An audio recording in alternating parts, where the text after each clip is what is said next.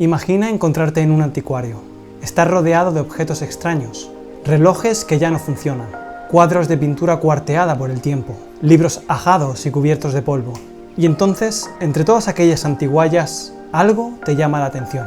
Un manuscrito antiguo. Lo abres y las páginas están llenas de textos escritos siglos atrás. Encuentras poemas, canciones, dibujos de otra época. Al observarlos con atención, sientes que, de alguna manera inexplicable, aquellas páginas contienen algo más que tinta sobre pergamino, algo que ha sobrevivido al paso del tiempo, algo que todavía mantiene su poder. ¿Responderías a su llamada? Esta es la historia de una de las obras más reconocibles de toda la música occidental, de una obra que, aunque habla de excesos, vino, deseo y fortuna, está revestida de sátira y cantidades pantagruélicas de fiesta. Y aún y con todo eso, suena como la banda sonora del fin del mundo. Hola, soy Uri Yerga y bienvenidos a un nuevo vídeo en el que analizamos las conexiones de la música clásica y el heavy metal. Hoy vamos a analizar cómo una colección de poemas de la Edad Media, escritas por unos hippies bastante locos, terminaron siendo una de las obras musicales de música clásica más conocidas de todos los tiempos. Y también vamos a responder a una pregunta muy importante. ¿Cómo una colección de poemas sobre vino, amor, deseo y echar la tarde con los colegas en la taberna parecen haber sido creados por el propio Cthulhu en persona? Hoy analizamos Carmina Burana, de Carl Orff.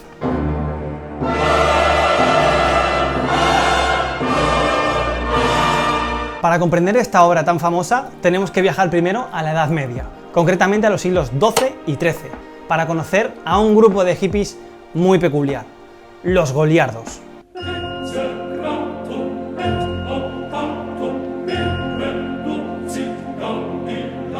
Este grupo de clérigos se destacaban por ser itinerantes y vagabundos. Básicamente se habían instruido en instituciones religiosas de la época, pero al final les tiró más la parranda y supongo que no le dieron el carnet de cura.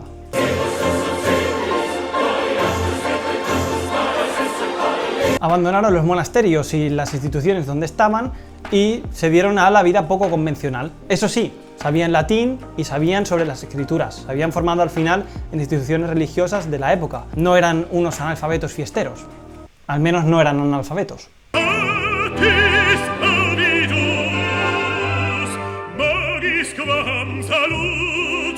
La cosa es que este grupo tan particular de personas terminó recorriendo gran parte de Europa y se dedicó a escribir poesía, a escribir canciones y a criticar las instituciones que supuestamente debían respetar.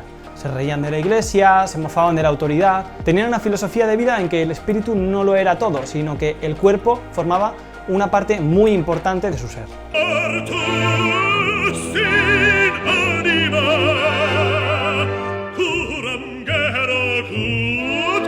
Los goliardos defienden en su filosofía de vida el culto al amor, al desenfreno, a la pasión, a vivir la vida, y todo eso aparece en sus poemas y escritos una y otra y otra y otra y otra vez, a veces en textos muy desfasados. Eran unos hippies de la Edad Media con menos flower power y más latín. Para que veáis el conjunto de carambolas que se tuvieron que dar hasta que Carl Orff llegó a componer esta obra. Los manuscritos originales de la Edad Media, de los goliardos, se descubrieron en 1803 en un monasterio alemán llamado Benediktbeuern. Eso. La cosa es que se descubren los manuscritos en el monasterio alemán en 1803 y no es hasta 1847 cuando Johann Andreas Möller, un nerd de las letras alemán, termina editando una edición de estos propios poemas. Es decir, unos hippies medievales escriben estos poemas sobre pasión, desenfreno, la taberna y el destino entre el siglo XII y el siglo XIII. En 1803 se descubren los manuscritos en un monasterio en la zona de Múnich y 30 y pico años después, un nerd de las letras alemán termina por editar estos poemas. Y no es hasta 1934 cuando Carl Orff descubre los mismos poemas en la edición de Smeller en un anticuario. O sea, si esto no es un compendio de casualidades y de fortuna, yo ya no sé. Pero precisamente de eso va esta obra, del destino y la fortuna.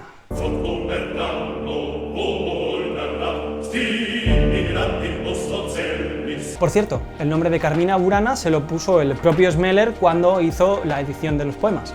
Carmina significaría algo así como cantos, y Burana determina la procedencia de donde se encontraron los manuscritos, es decir, en el monasterio de Benedikt Bayern, en la zona de Múnich. Entonces, Carmina Burana se podría traducir como los cantos de Bayern o los cantos del monasterio bávaro.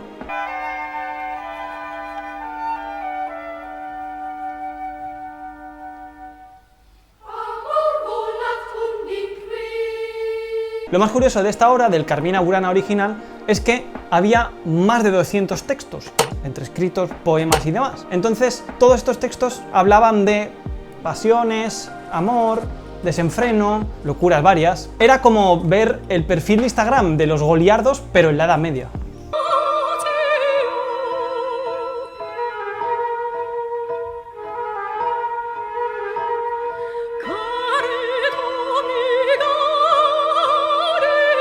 Según se cuenta, Carl Orff descubrió los textos del Carmina Burana, la edición de 1847 de Smeller, en un anticuario en 1934, y quedó tan fascinado por la obra que, después de componer su Carmina Burana, le dijo a sus editores: todo lo que he escrito hasta la fecha, y que ustedes desgraciadamente han impreso, puede destruirse. Con Carmina Burana comienzan mis obras completas. Claro, imagínate la cara del editor, en plan, ¿en serio acaba de decir que destruyamos todo lo que acabamos de imprimir? La cosa es que Orff no se refería literalmente a destruir sus obras anteriores a Carmina Burana, sino que era una forma de explicar que había encontrado por fin su voz artística, su estilo de alguna forma, y Carmina Burana significó para Orff un punto clave en toda su obra. Había encontrado su estilo. Para construir la estructura de lo que fue la cantata final de la obra Carmina Burana final de Carl Orff, seleccionó 24 de los más de 200 textos que aparecían en el manuscrito original. Así que al final lo que hizo fue un grandes éxitos de los goliardos, un greatest hits of greatest hits. Y es teniendo de base esos poemas en el momento en que Orff decide escribir una música nueva.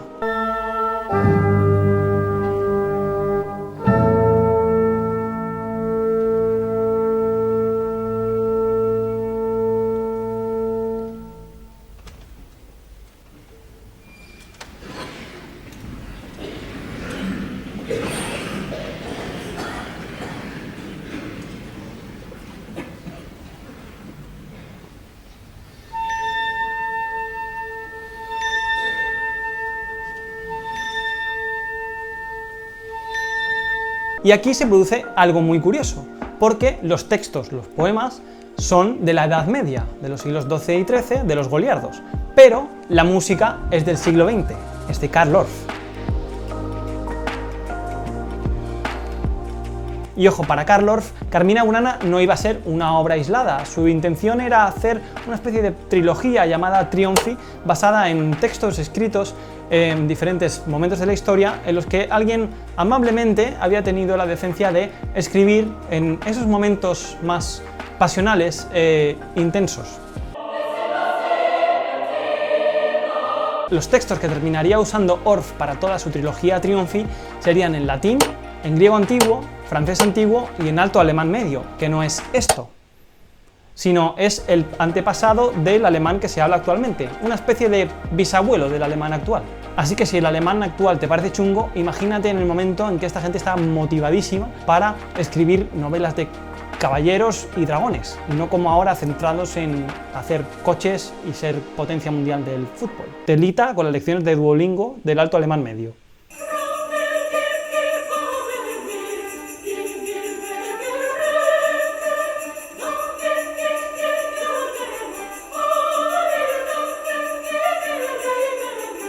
Y aquí llegamos a la idea central del asunto, porque en Carmina Burana parece que la música y la letra van por dos lados diferentes, mientras que la letra habla de pasiones, deseo, amor, fiestas en la taberna, a veces de cosas muy bizarras, ya llegaremos ahí. En cambio la música parece creada por un ser de 15 metros de altura ideado por el propio Lovecraft. La letra dice, bueno, somos juguetes del azar, disfrutemos mientras podamos, mientras que la música dice, ¡en pie carajo! ¡Hay que luchar hasta el último segundo de vida! Y claro, aquí se me presenta una duda. ¿Quién lechugas canta esto? El texto parece escrito por unos colegas en una noche de borrachera loca en un after a las 4 de la mañana, mientras que la música parece creada por un ente cósmico interdimensional galáctico que ha venido a este planeta a conquistar. Entonces, aquí es cuando se produce realmente la magia de esta obra.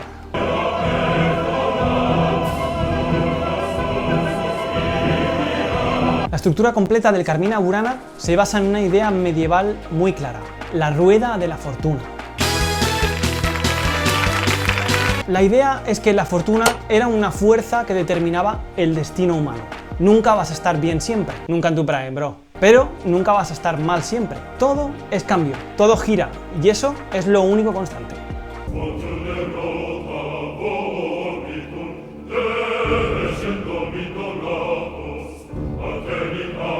Además, la forma en la que Orff concibió su Carmina Burana tenía en cuenta el baile, los decorados, la escenografía, porque Orff pertenecía a una especie de corriente llamada Theatrum Mundi, en la que se basaban en que el baile, el canto, la música, todo debía estar conectado. Así que, aunque parezca bizarro, quizá algo así era lo que se imaginaba Orff cuando componía esta obra.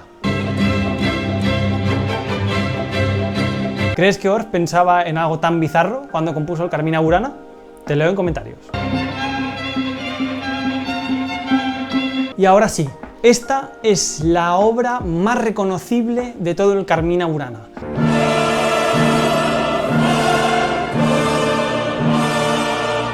La que conoce tu tío, el fan del metal industrial. Tu primo, el gamer. Must band together. Ha salido en infinidad de trailers, películas y básicamente cualquier material audiovisual que buscara darle un toque épico a lo que se veía. Y es que O Fortuna habla precisamente de eso, de la futilidad, de la fragilidad del ser humano frente al cosmos, frente al propio destino y la corta duración de su propia existencia en la inmensidad del cosmos. La cosa es que la letra de O Fortuna es un lamento sobre la inevitabilidad del destino, pero aquí de nuevo se produce esta doble vía entre la letra y la música. Escucha la música.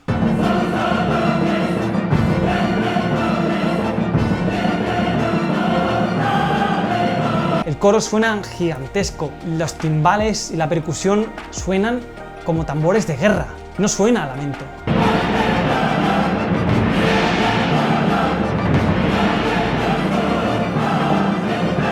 Aquí la letra parece escrita por un ser pequeño, frágil, humano al final, mientras que la música parece una declaración de autoridad, parece creada por la misma tempestad, por las mismas fuerzas del destino. Por eso funciona tan bien en el cine, porque es una declaración de poder.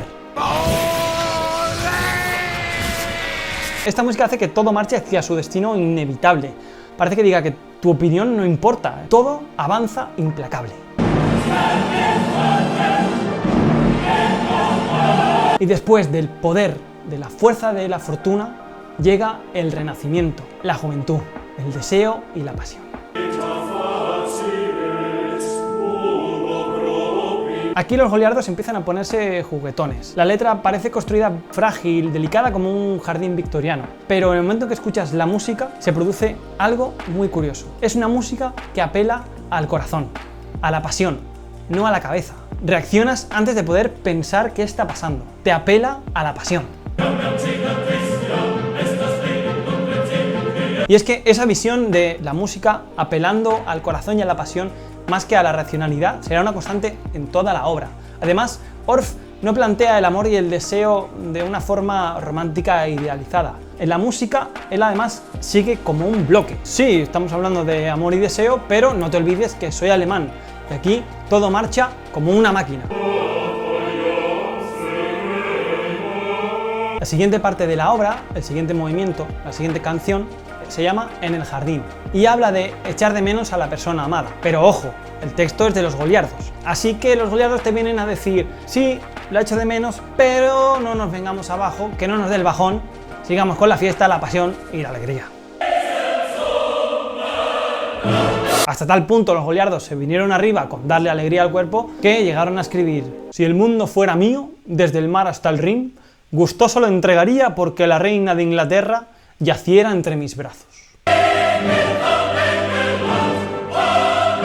Y aunque esta parte de la cantata dure apenas un minuto, sí que es cierto que hacen una referencia histórica. Y aunque no hay pruebas fehacientes, o yo por lo menos no las he podido encontrar, se hace referencia probablemente a Leonor de Aquitania, la cual fue una de las mujeres más influyentes de su época, en la Edad Media. Así que los goliardos terminan por reivindicar, queriendo o no, una figura histórica femenina muy importante en la Edad Media. O yo qué sé, igual iban ya por el quinto barril de cerveza y estaban por el suelo y lo único que se le ocurrió fue pensar en la reina de Inglaterra. ¿Tú qué piensas? Te leo en comentarios. Y es en este momento cuando llegamos a la parte más folk metal de toda la obra, de toda la cantata, In Taverna.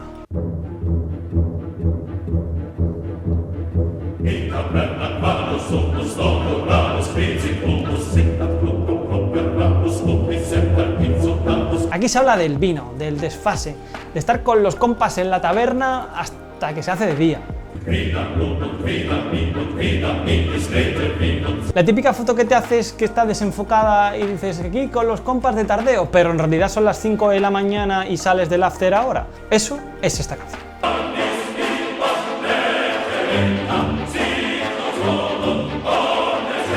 La pieza es especialmente interesante porque es la vida en la taberna contada por los propios fiesteros de la Edad Media. Y no son fiesteros precisamente de martini y smoking, no. Son fiesteros de mesero, mi jarra tiene un agujero, ponme otra.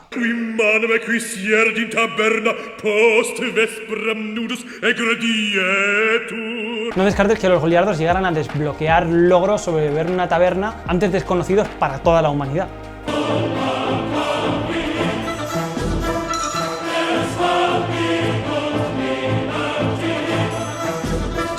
Es con este trasfondo con el que Orff crea una música decidida, firme, como una estampida. Es como si alguien hubiera mezclado una marcha militar de un ejército con una juerga en una taberna. Se crea un efecto completamente absurdo, pero muy efectivo. Y no nos engañemos, esto es una parranda de proporciones épicas. Brindan hasta por el rey y en 13 ocasiones. Esto es como el anuncio aquel de Coca-Cola de por los altos, por los bajos, pero en plan desparrame total. Porque tienes 2 orejas, porque has parpadeado 3 veces. Aquí se bebe por todo. Y es que yo me imagino a los goliardos entrando en una taberna y el tabernero frotándose las manos en plan Juliana, esta noche comemos gachas de verdad. Desparrame total. Pero aquí ni Orff ni los goliardos se pusieron empalagosos. Para nada. Atentos a estas líneas. Copulad merecidamente.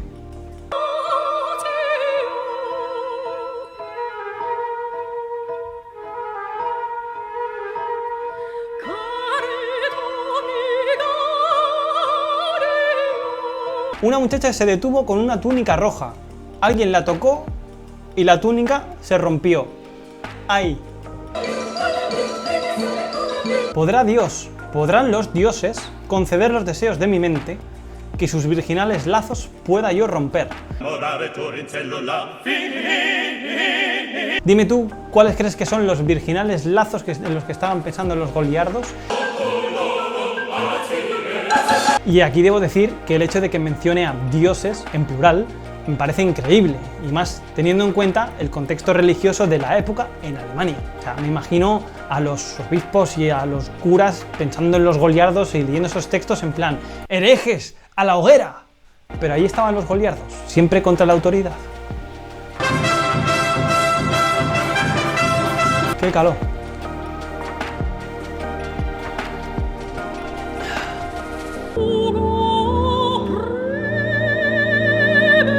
¿Tú qué opinas? Del 1 al 10, ¿cuán censurables son las letras de los goliardos? ¿Son los goliardos un punto de encuentro entre las letras creepy de los 80 ¿Y las letras de reggaetón actuales? Siempre me dan lo que quiero, chinguen cuando yo les digo. Una vez pasado este pasional momento, la obra sigue creciendo, se van añadiendo más capas de tensión y de tensión, hasta que al final culmina en uno de los finales más espectaculares, Blanciflor et Helena, una sublimación de toda la obra. Tras este momento de colofón, Orff termina su Carmina Burana como empezó, con O Fortuna.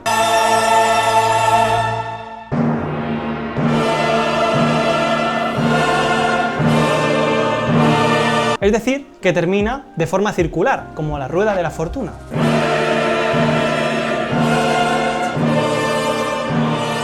No hay un final feliz completo, pero tampoco hay un final infeliz.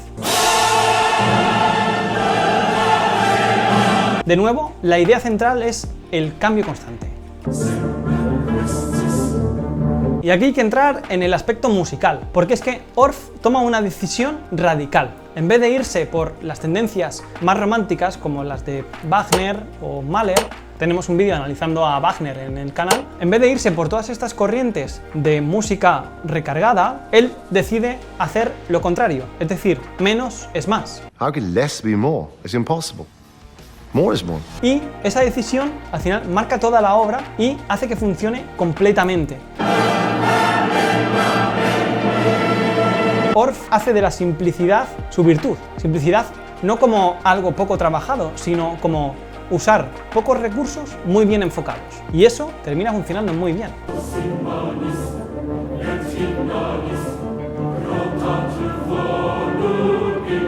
Además, si le añadiéramos guitarras distorsionadas y los instrumentos de a día de hoy, esto ya sería una obra de metal sinfónico de alguna forma, porque ya tiene todos esos elementos, tiene esos coros masivos, esas orquestaciones tan grandes.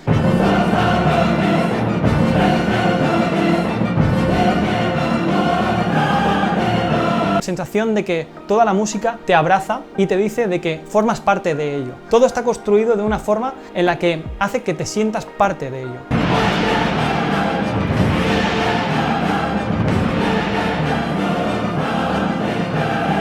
Y no olvidemos el factor más folk, con esas letras sobre amor, pasión, diversión, ritual.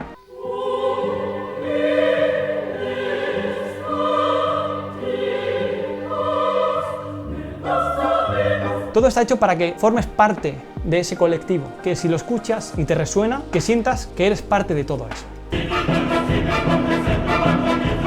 Y aquí debemos poner Carmina Burana en su contexto, porque es que la obra de Orff se estrenó en Alemania en 1937, con todo lo que ello conlleva, con una Alemania y una Europa prebélica, con el régimen del pintor austriaco en el país.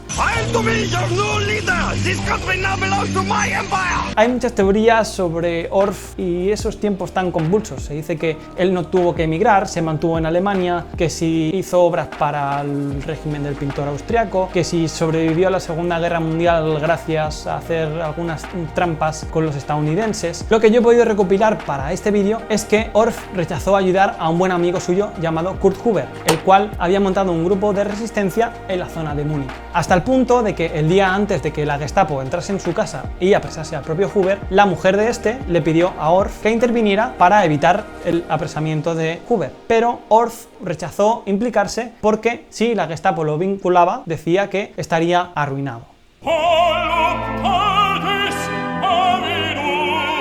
Kurt Huber pasó a otro plano astral en una Alemania muy complicada por defender sus ideales de democracia y lo que él consideraba libertad. Pero la guerra terminó y entonces los estadounidenses entran en Alemania y aquí Karl Orff idea una especie de salvoconducto para poder salvarse de si tuviera alguna especie de implicación con el régimen del pintor austriaco. Y es que Kurt Huber había cerrado sesión, pero Karl Orff se apropió del movimiento de resistencia que el propio Huber había creado, llamado la Rosa Blanca. Die Weiße Rose. La cosa es que Orff, de cara a los estadounidenses, se vinculó con este movimiento de resistencia y como Huber ya no estaba, nadie le podía contradecir. Por otro lado, también Orff trabajó con textos de poetas tampoco afines al régimen del pintor austriaco como Bertolt Brecht, querido Bertolt. reconoce que después de la guerra Orff escribió una carta a su amigo en forma de arrepentimiento. Evidentemente sería una carta simbólica porque su amigo había desaparecido hacía ya años. ¿Tú qué opinas? ¿Había algo más turbio detrás de Orff o todo formaba parte de esa amalgama de grises que caracterizan los periodos de guerra?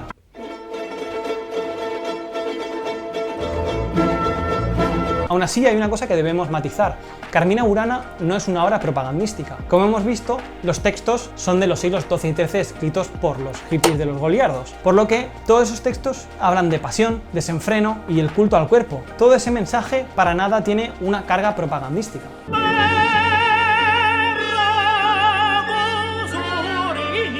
Pero precisamente porque la música tiene esa carga tan emotiva, tan potente, es donde se genera ese efecto de magnanimidad en la obra. Y aquí pasa algo muy curioso, lo que empezó siendo un texto de la Edad Media, ahora se transforma y se le da otro sentido dependiendo de a la obra audiovisual a la que se la vincule. Todo depende un poco del contexto en el que está. Y es que fue esa simplicidad que Orff buscó dotar a su obra, la que quizá hizo que ésta pasara el paso del tiempo y la prueba del tiempo. Al final ha terminado en videojuegos, en trailers, en películas, en todo lo que se busque que suene épico. Y esta es quizás la gran magia de la obra, porque aunque haya gente que nunca haya terminado de escuchar una obra completa de música clásica o que ni siquiera conozca nada de la vida de Orff o del contexto de donde se creó, siempre identifican Carmina Burana. En el momento en que la escucha, saben qué es. Quizá no conoces al autor, quizá no sabes nada de música clásica, pero en el momento en que suena, la reconoces. Y ahí es el gran poder que tiene esta obra. Probablemente uno de los puntos fuertes de toda esta obra son los propios textos, de cómo unos escritos de hace 600 años, escritos por unos hippies que decidieron abandonar sus monasterios y se dieron a la buena vida y a cantar y a criticar la autoridad, terminan siendo tan actuales a día de hoy, porque al final representan al ser humano frente a cosas que le superan, valorando su propia individualidad, sus propios sentimientos, sentirse unidos y sobre todo libres. Y eso apela hace 600 años y ahora. Mientras tanto, lo único que nos queda es brindar con una jarra de, bueno, de lo que quieras, porque aunque esto suene como el fin del mundo, sigue siendo la fiesta pagana más épica de la historia.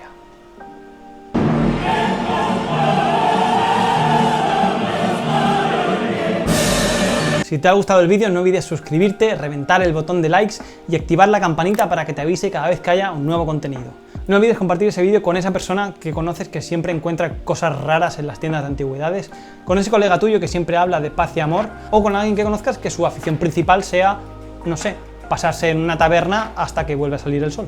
Muchas gracias por ver el vídeo y nos vemos en el siguiente. Benedikt Bayern.